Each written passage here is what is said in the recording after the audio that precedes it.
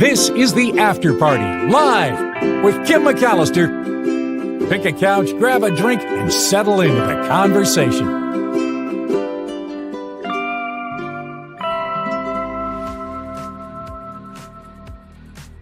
Well, I've done it again.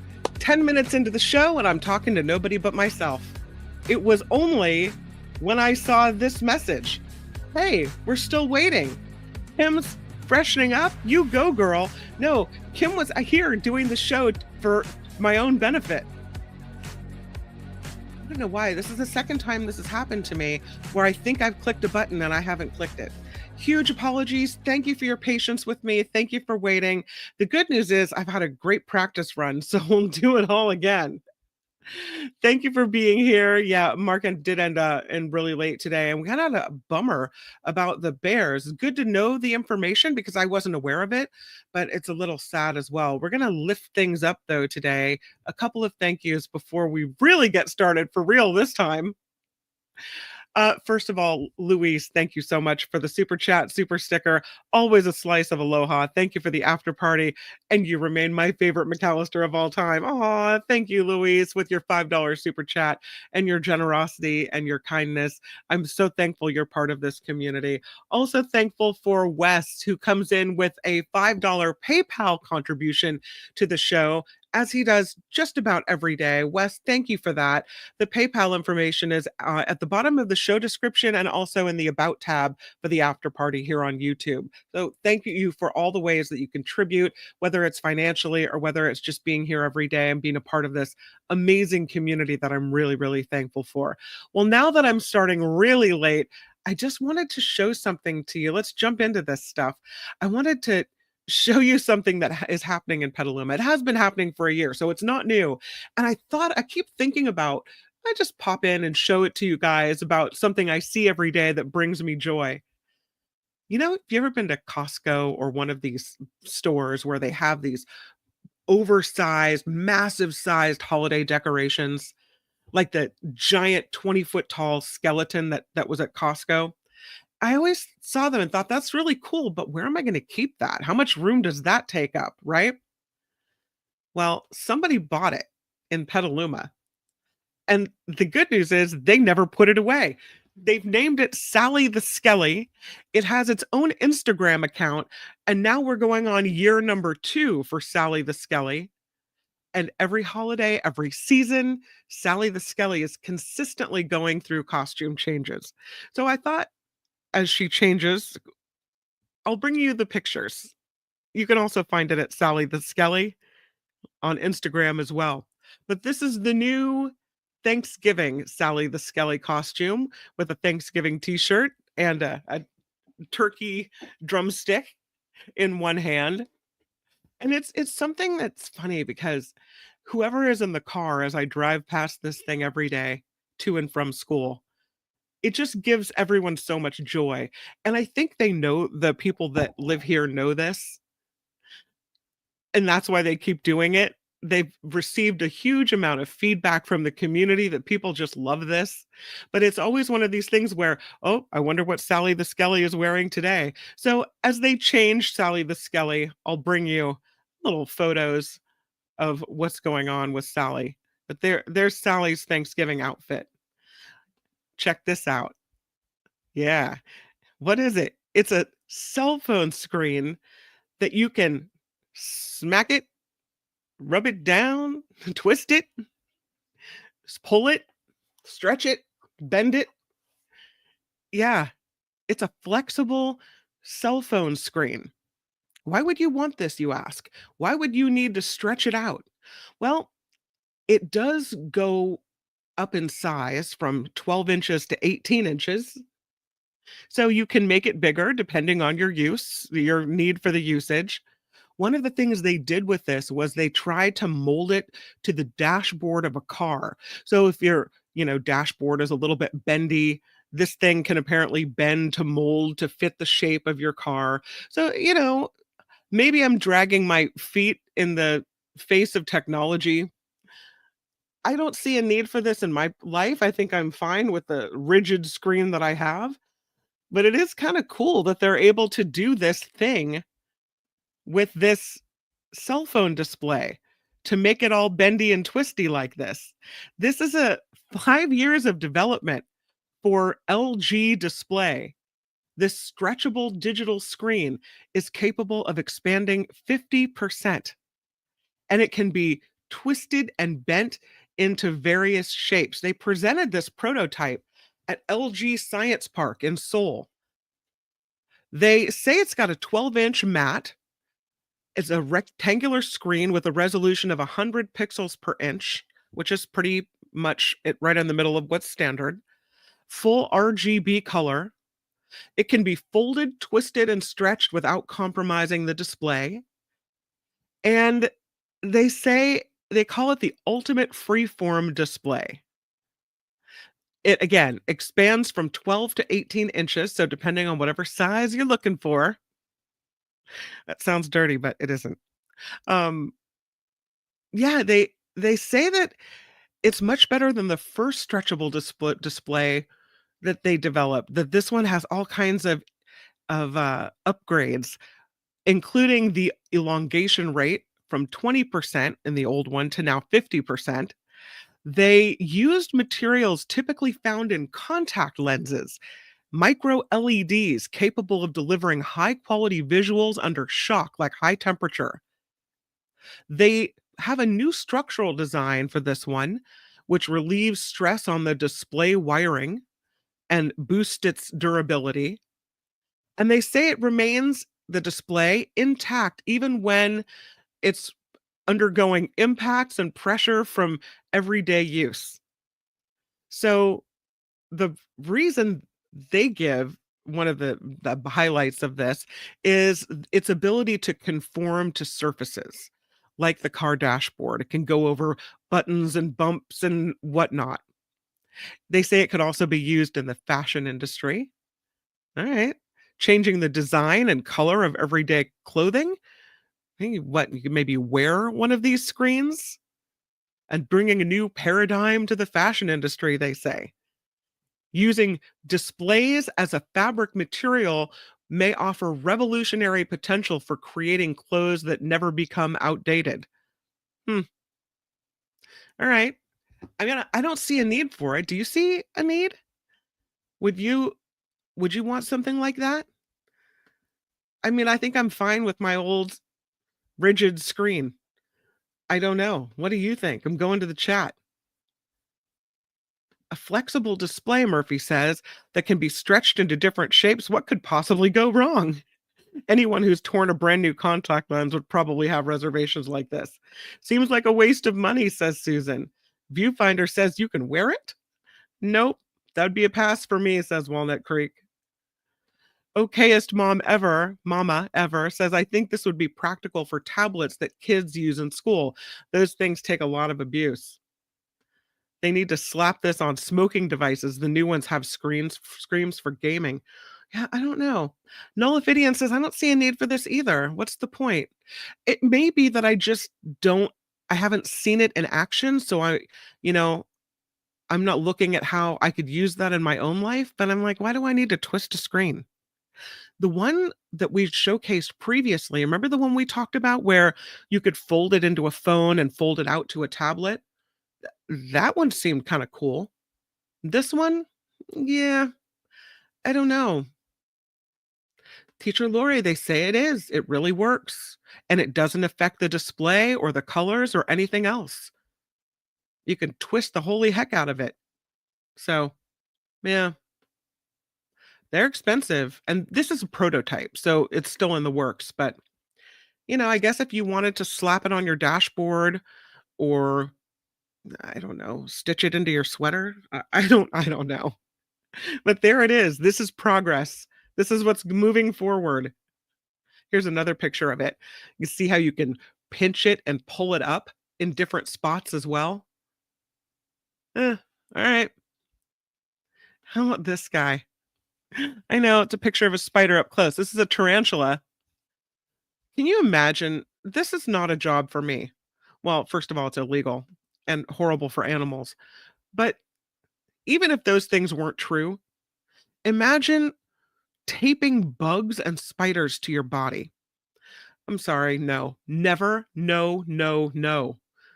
This man was caught smuggling 320 tarantulas and 110 centipedes out of Peru by strapping them to his body. Airport security found this smuggler. He was carrying 9 bullet ants, illegally taken from the Amazon rainforest as well. So he goes to the airport at Jorge Chavez International in Lima, Peru. He's a 28-year-old guy from South Korea, and he's caught because his tummy, his abdomen, looks abnormally swollen, like doesn't match the rest of him, right? He's not just an oversized fella. He's oversized in an odd way. He's passing through security. They look at him askance. They call in Peru's National Forest and Wildlife Service. He was asked to lift his shirt, and it showed 2 belts that he had kind of put camouflage bags and packages with tarantulas and other bugs. So he's got these bags and packages full of wiggly, wriggly centipedes and spiders inside of this, I don't know, thing strapped to him. Here's all the tarantulas. I'm not even joking, like a lot of them. This is craziness. Here's the haul that he had. Look at all that. That's all the bugs, the ants, the tarantulas that he had in these pockets, this pocket contraption that was strapped to his person. 35 adult tarantulas, 285 juvenile tarantulas, 110 centipedes, and 9 bullet ants. The adult tarantulas were described as the size of human hands, each taking up a large plastic container. The juveniles shared space in small tubes that were stuffed from either end to prevent their escape. All of these creatures he tried to smuggle onto the plane are native to the Peruvian Amazon. The tarantulas specifically are on the endangered species list in Peru. They think he took them from Madre de Dios, which is a biodiverse region. The forests make up 12% of the Peruvian Amazon, according to the World Wildlife Fund. This is a global trade they do. Wildlife is smuggled out, they sell it for really high prices, millions of dollars made by doing this type of thing. So I guess, if you're not freaked out of these creatures like I am, it pays to do this, regardless of how ethically in the gutter it is to swipe creatures from their habitat. And what's interesting about this is the wildlife experts say that more smuggling cases like this happen as we get closer to Christmas because these illegally trafficked creatures get higher prices during the holiday season. So, Merry Christmas, here's a smuggled tarantula. Come on.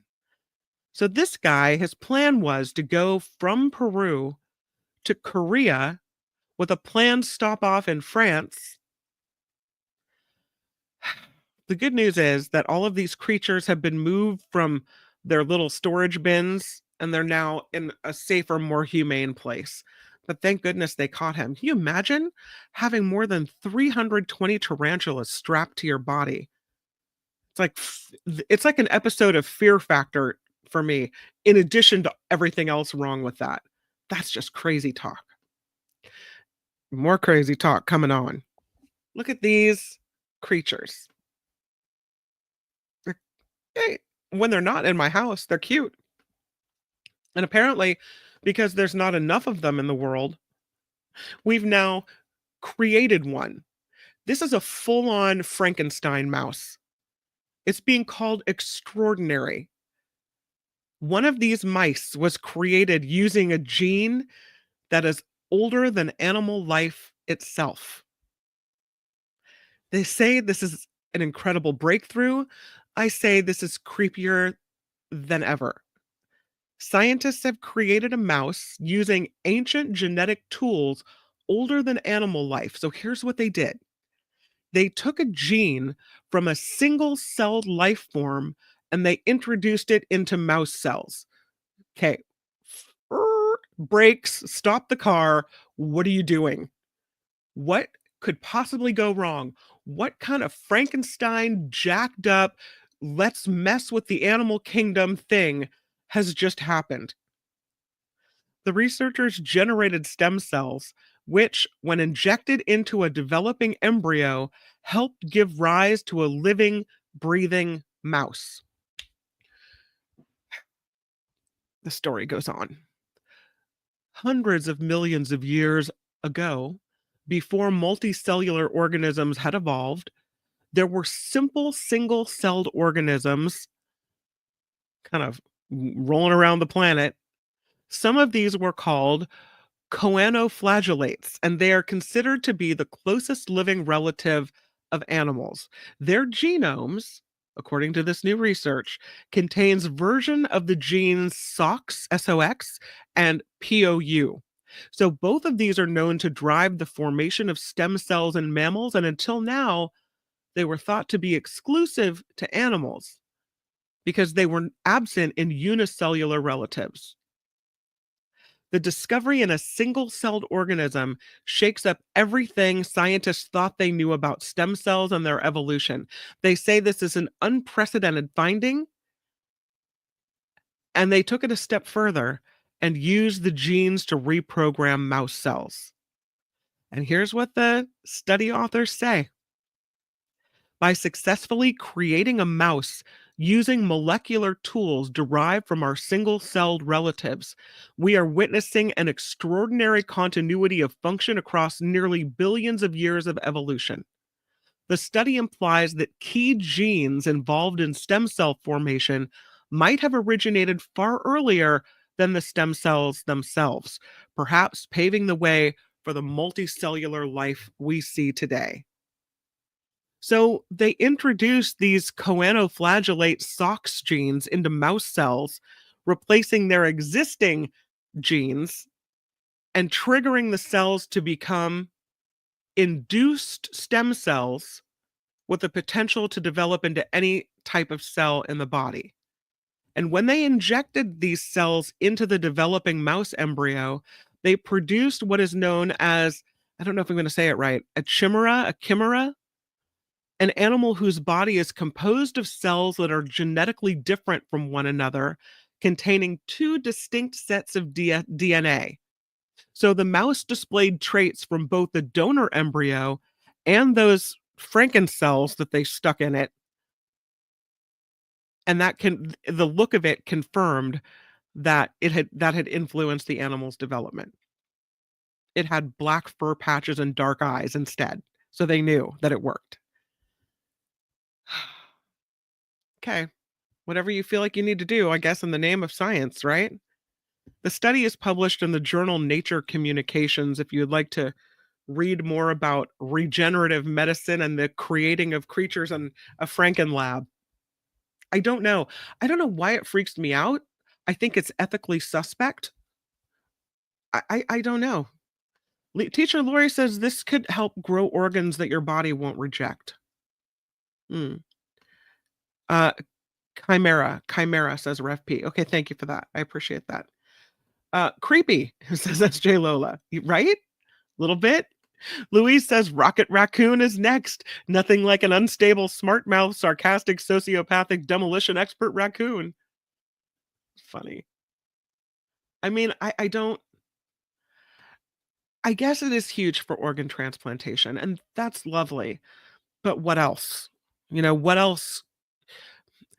With the good comes the bad, and I don't know what the cost will be, and I have serious concerns about what this could mean. Yeah, I don't know. I don't know. But there they are. We created that. We made that. One of those little mice. Yeah. Look at these shoes. I'm not saying I like them. They're kind of wide and strange, but they're very sustainable shoes, which is kind of nice. They're called welded loop shoes. And they are made from only one material. They come from a Dutch designer. This material used is a recyclable thermoplastic that can be knitted, it can be 3D printed, it can be welded. Welded Loop is a research project led by exploring how thermoplastic polyurethane can be used to create every component in a pair of sneaker-style shoes.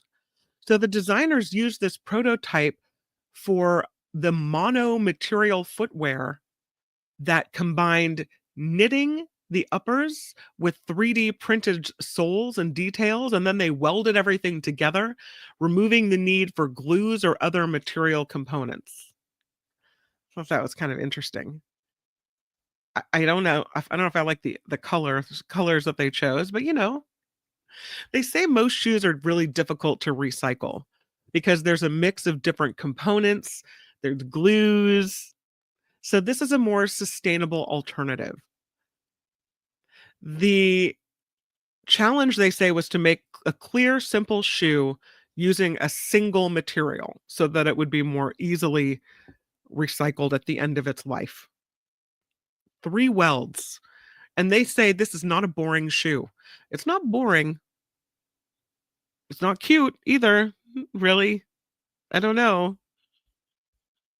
The designers again are Dutch. They are Suzanne Ode Hengel and Joris de Groot, which I probably said their names wrong, but this is their new shoe design. So this is what we could all end up wearing. Fake shoes, fake mice. Look what you can find in the back of a cabinet. This is crazy. I love this story. Somebody looking through a cabinet found this Colonial silver coin. It's a 3 pence. It was from 1652 in Massachusetts, predating the American Revolution by more than a century. This Colonial silver coin. It's about the size of a nickel, weighs about 1.1 grams. The silver itself is only worth about $1 based on today's market, but still, it sold at auction for $2.5 million, this coin. How crazy is this? This coin set a record sales price for any non-gold U.S. coin struck before the founding of the U.S. Mint in 1792. I love that it was found in some random cabinet. Cool. It was found outside of a U.S. A museum, so it was, it was a collector that was founded in a cabinet somewhere. Kind of interesting, the story on this one. This particular 3 pence piece, found in an old cabinet in Amsterdam in about 2016. They think it came from the Quincy family of Boston. That's the New England political dynasty that included Abigail Adams. Her husband John was the ambassador to the Netherlands in the 1770s and 1780s, and eventually becomes the second president of the United States. Abigail's great-grandfather was the stepbrother of John Hull, who minted these coins. They did some extensive testing on them by the Professional Coin Grading Service, and they revealed that this is a true 3 pence. So they put it up for auction, and again, $2.5 million for this Colonial silver coin. There were 2 other examples of this. One sold at auction for $60,000 and one for $192,000. So this one going for $2.5 million is a pretty big deal. But how random that you would find this in a cabinet and go, oh, what do we have here? That's crazy. Got anything like that floating around in your grandparents' old coin box that was left to you, perhaps? Amazing that it survived all this time. Look at that. That's wild. How about this? You know what? I told you I was going to do this story, so I'm gonna switch to it. This is kind of a voice from history, a voice from the past. King Richard III has been given a Yorkshire accent using this state-of-the-art technology. So Richard III was the King of England between 1483 until his death in 1485 at the Battle of Bosworth. His remains were found in a car park in the UK. The researchers here decided they were going to try to recreate his voice, his accent, what he would have sounded like. And they've been working on this for 10 years, meticulously researching, collecting evidence for how he would have spoken, the words he would have used, so that they could offer us all the most accurate portrayal of Richard III. I'm not sure why we needed it, but I'll take it because why not? So I have to share with you, they've hired a voice actor to read a script, and I guess the actor worked with certain linguist experts to perfect the way that they think that King Richard III would have sounded with a Yorkshire accent. They had experts from various fields putting the puzzle together: speech and language therapy, dentistry, forensic psychology, archaeology. They say, okay, really, it's impossible to know exactly how he would have spoken, but that this is the closest that they would have could get to this.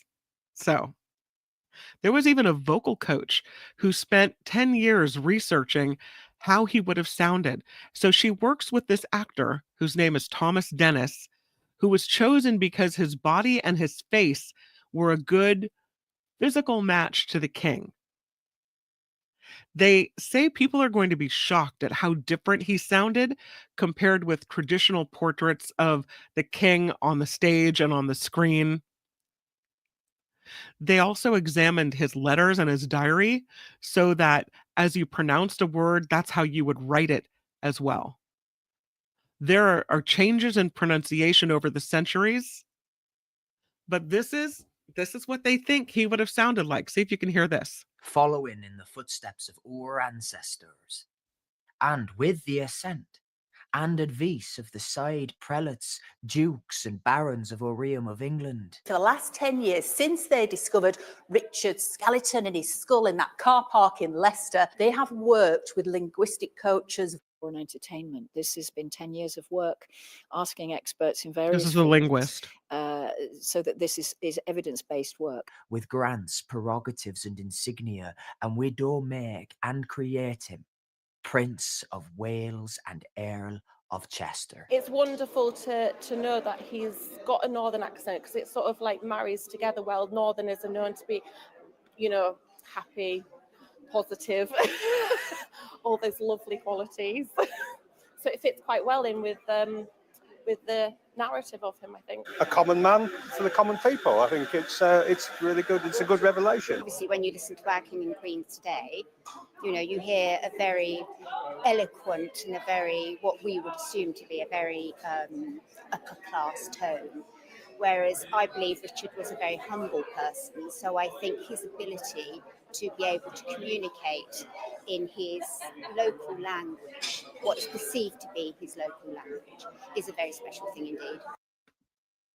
So here's a little bit more of it again, so you can see it. with an accent, they believe. This is not about a movie or a drama. Go Skull back a in little that bit. car England. for the last 10 years, since I'll start it again. And advice of the side prelates, dukes and barons of our realm of England. for the last 10 years, since they Yeah. discovered Richard's That's vocal experts, to find kind of what they're that he actually saying had this northern accent. he would have they sounded believe. like. Years of work, experts in And I- insignia, and we do make and create him Prince of Wales and Earl of Chester. It's wonderful.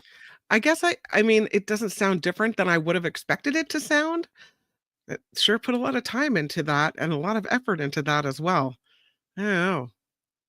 We talk about this painting that went up at auction. This is an amazing painting. And I looked at it at first and I thought, what's the big deal about this painting? Kind of dark. You can't really see anything. Apparently, this is a painting that is renowned for its use of nighttime, a nighttime scene, and a daytime sky. So, you know that time of day when part of the sky is light, but you can tell things are getting dark in the other part of the sky? Kind of that dusky time. This is supposed to be a masterpiece because of the light sky, but the darkening landscape. And this painting sold at auction for a staggering price. It is painted by René Magritte Lampire des Lumières, sold for $121 million at auction. What? Yeah. So it's an eerily lit streetscape. It sells at Christie's auction in New York yesterday. They thought it would go for about $95 million. Smashed the auction record for the work from this artist. They had one of the largest, this is one of the largest paintings in a succession of 27 works, The Empire of Light. So again, it's known for its scale, its subtle details. They say it's the crown jewel of its former owner, who was an American interior designer. It has a house with a single street lamp in front. The flame from the lamp lights up the entire canvas, including the dark trees, almost black in color in the foreground, while the image is serenely reflected over a pool of water. Above the streetscape, a light blue sky with puffy white clouds stretches to the top of the canvas. It's praised for its unique ability to juxtapose a nocturnal landscape and daylight, which is something that Magritte, this artist, explored in his landscape paintings for about 20 years. It's an iconic image in the 20th century art world. This painting with the sky and the flickering light in the foreground, you know what? It's one of these things. If it was an iconic image of the 20th century, I'm not sure why I've never seen it before. But the selling price smashed estimates. They call it a bright spot amid a slowdown in global art sales because of economic uncertainties. Well, clearly somebody's got the cash. Just wow. They had also two other paintings from Magritte in this sale. One sold for $10.5 million, the other $3.6 million. So, somebody's doing all right. But there you go, $121 million for this one. Just wild. Did I get that right? Yeah, $121 million. Crazy.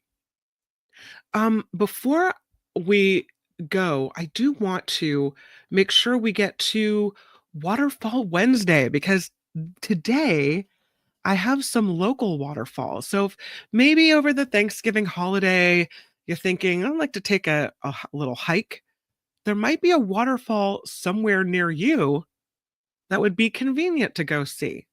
Maybe uplift your spirits a little bit. Let's start with this one. I know maybe it doesn't look as impressive as some of the waterfalls that we've showcased before, but it's a local waterfall, and this one is in the North Bay. This is Cascade Falls Trail in Mill Valley, and it's an easy, kid-friendly route. You get to see this local waterfall, not too bad of a hike. It's a half-mile trail loop that you can make in about 15 minutes. It is a fun detour, they say, on your trip to Mill Valley. So, here you go. And it's a pretty nice waterfall. What a nice surprise for your kids as you take this loop, 15-minute loop. Again, it's called the Cascade Falls Trail, and this is in Mill Valley. Here's one in Sonoma County. This one is Sugarloaf Ridge in Kenwood. And here's a picture of Sugarloaf. Well, it's kind of more of a little trickle, I would say, but kind of a cool walk, right? Yeah, not so bad. It's another one, a great hike for families. You can take the Lower Canyon Trail, which is about a half mile, and it takes you straight to this waterfall, which is about 80 feet in elevation.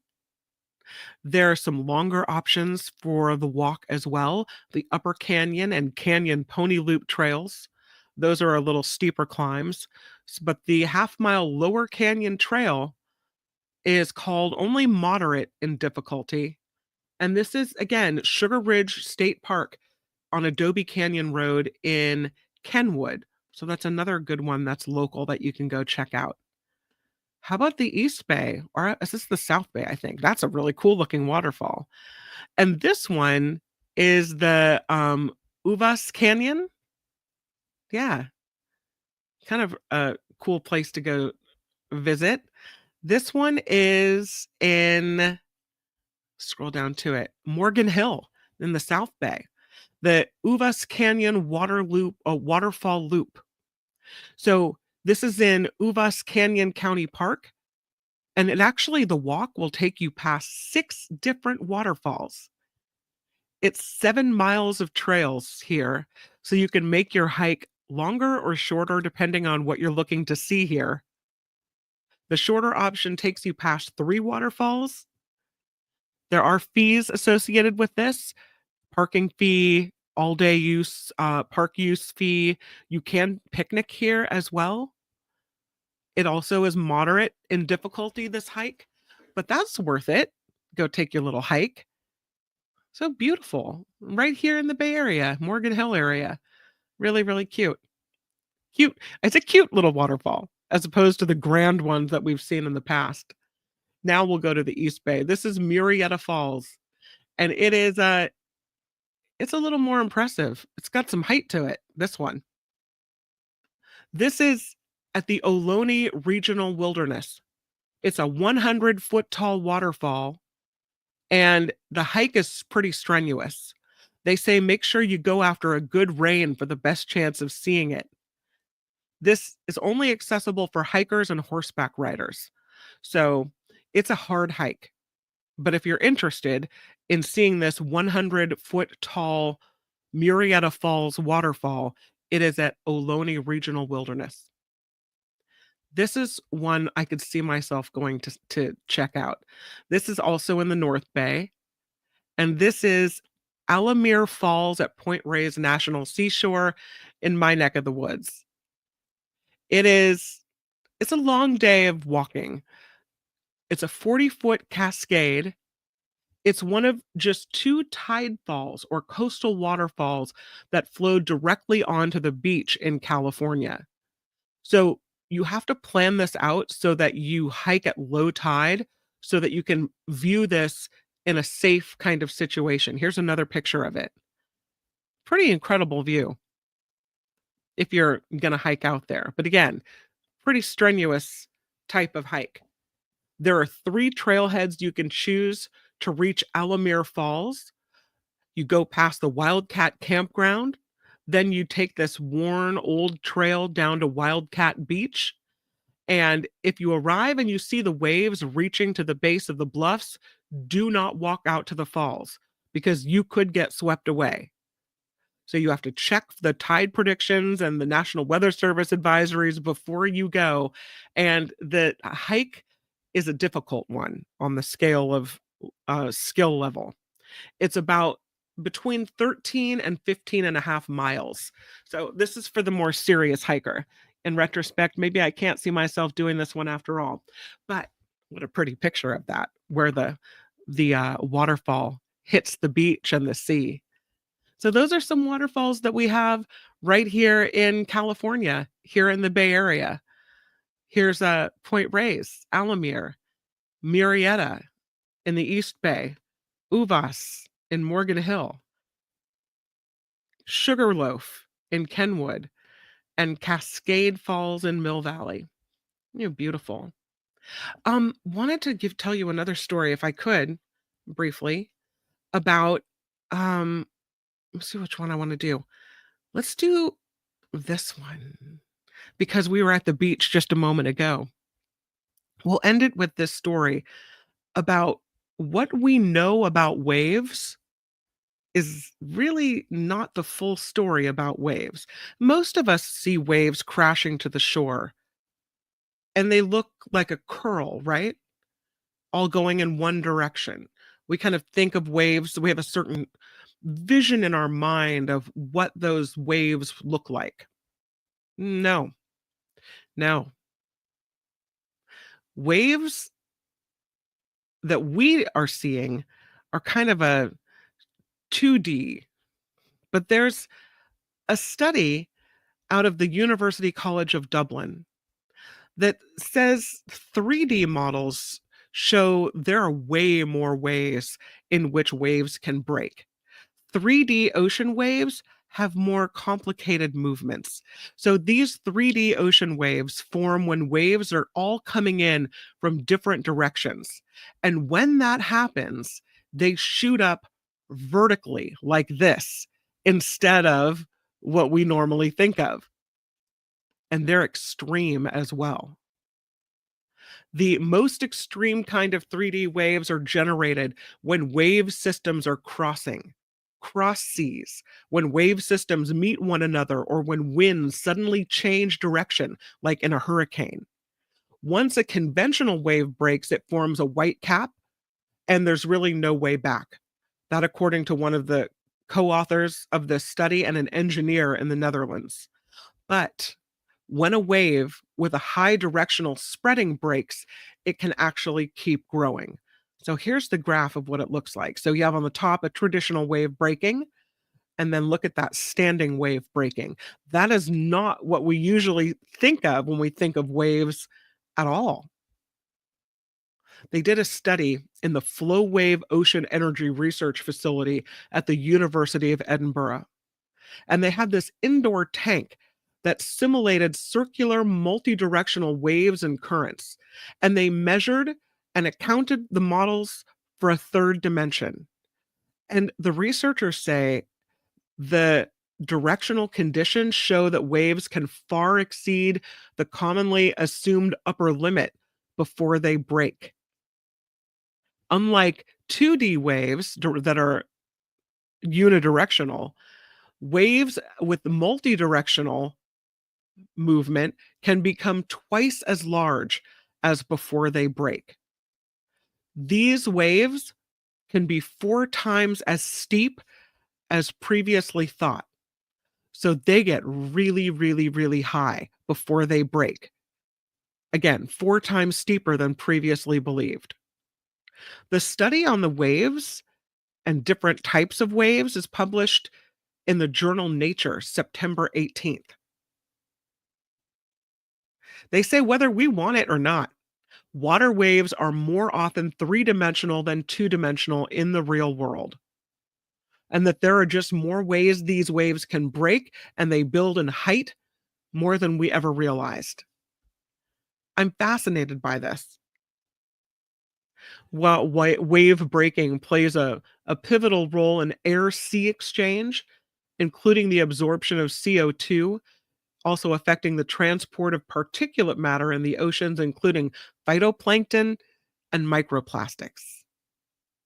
What they say is that 3-dimensionality of these waves is overlooked much of the time when researchers are looking at the design of wind turbines offshore or marine structures. And so they're really underestimating extreme wave heights and designs that are less reliable because they don't understand the movement of the ocean. So, one of the University of Oxford mechanical engineers involved in this study, Mark McAllister, no relation, only 1 C, not 2. Thought I'd throw that in there. They think that understanding the way 3D waves work will lead to better weather forecasting for vessels, helping new climate models improve, offshore structure design improvements as well. Oh, yeah. I'm just kind of fascinated by the waves. Look at that. A pointy little wave. That's a lot different than the wave in my mind. Well, I would have had 10 more minutes worth of stories, but I did them all to myself. So crazy. Thank you, Louise, for the super chat and the very lovely comment that you always have. Trevor Starr in Hollywood. What? With your 2 musical kids, do you or your husband play any instruments? With Christmas vacation coming up, how about featuring your amazing kids on the show sometime? I will ask them. I know one will say yes. Jacob will say yes. Julia will be like, I'm too cool for you. So the kids get their musical talent from my husband, not me. He plays played the drums in high school.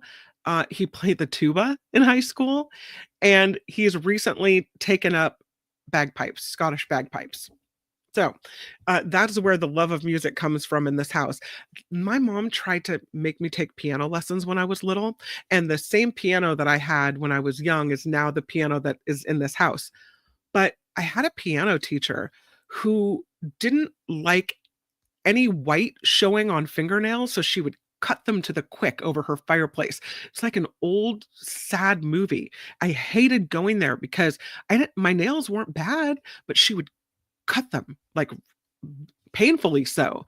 So I stopped taking piano lessons pretty quickly, and I never really learned how to play. I always liked tinkering around on it, but I never really learned how to play the piano. So I think the inspiration and love of music, I'll give myself a little bit of credit because I was always into musical theater, singing and performing, that type of thing.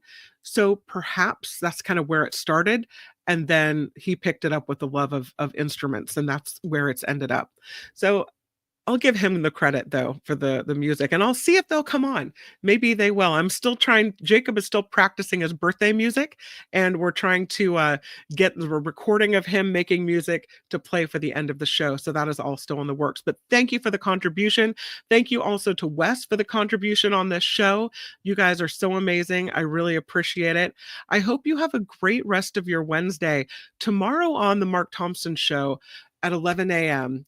We've got a great couple of guests lined up. Of course, it's David Katz Thursday, so it's going to be really good. But also, Greg Palast is coming back on the show, and he's got some really interesting information, follow-up information, and new reporting about all of the ballots that were not counted because there was something wrong with them, the purging of the voter rolls, new reporting, new information that I think you'll find valuable. Then we have this show, and that is followed by the Nikki Maduro show at 5 o'clock. Cocktails, mocktails, and politics at 5 p.m. tomorrow. So make sure that you set a little alarm bell and that you're reminded of that, because I don't want you to miss it.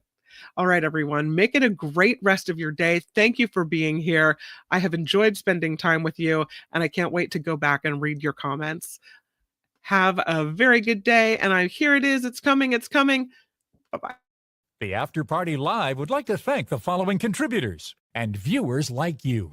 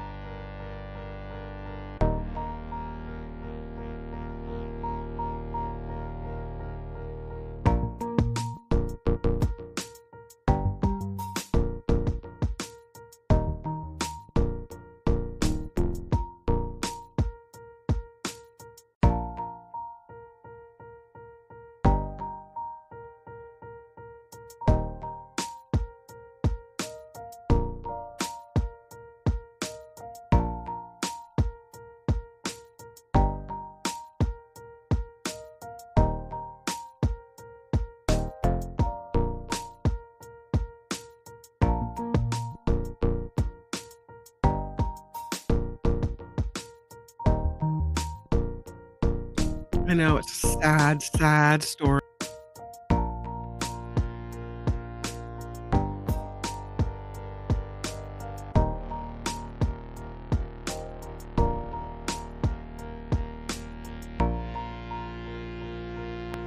Speaking of which, if you have any suggestions for categories, email me kim@theafterparty.live.